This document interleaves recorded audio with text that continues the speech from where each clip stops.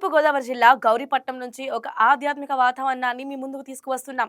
ప్రముఖ పుణ్యక్షేత్రమైన నిర్మలగిరిలో మహోత్సవాలు ఈ రోజు అత్యంత వైభవంగా ప్రారంభమయ్యాయి. 4 రోజుల పాటు కొనసాగే ఈ ఉత్సవాలకు తెలుగు రాష్ట్రాలతో పాటు ఒడిశా, కర్ణాటక ప్రాంతాల నుంచి భక్తులు భారీగా తరలివస్తున్నారు.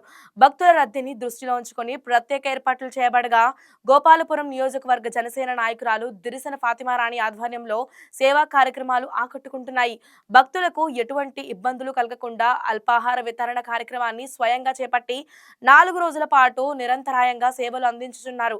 ఆమె సేవా దృక్పథంపై స్థానిక భక్తులు ప్రశంసలు కురిపిస్తున్నారు. జనసేన పార్టీ అధినేత పవన్ కళ్యాణ్ గారు చెప్పినట్లు స్వార్థం లేకుండా సేవ చేయాలి, సమాజానికి ఉపయోగపడాలి, ఆపదలో ఉన్న వారిని ఆదుకోవాలి.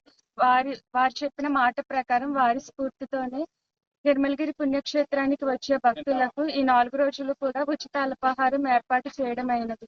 ముఖ్య అతిథిగా విచ్చేసినటువంటి నిర్మలగిరి పుణ్యక్షేత్రం డైరెక్టర్ జాన్ పీటర్ ఫాదర్ గారికి ప్రత్యేకంగా కృతజ్ఞతలు తెలియజేసుకుంటున్నాను. జనసేన పార్టీ తరఫున ఇటువంటి సేవా కార్యక్రమాలు చేయడం చాలా ఆనందదాయకం.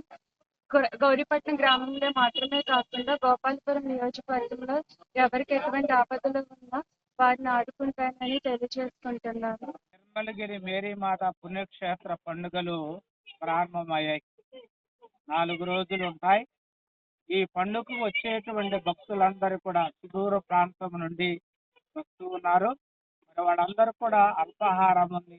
ఇక్కడ జనసేన పార్టీ తరఫున మన దిరిసిన ఫాతిమారాణి జనసేన వీర మహిళ ఈ సందర్భాన్ని పురస్కరించుకొని వచ్చే భక్తులకి అల్పాహారాన్ని తయారు చేసి వడ్డిస్తూ ఉన్నారు.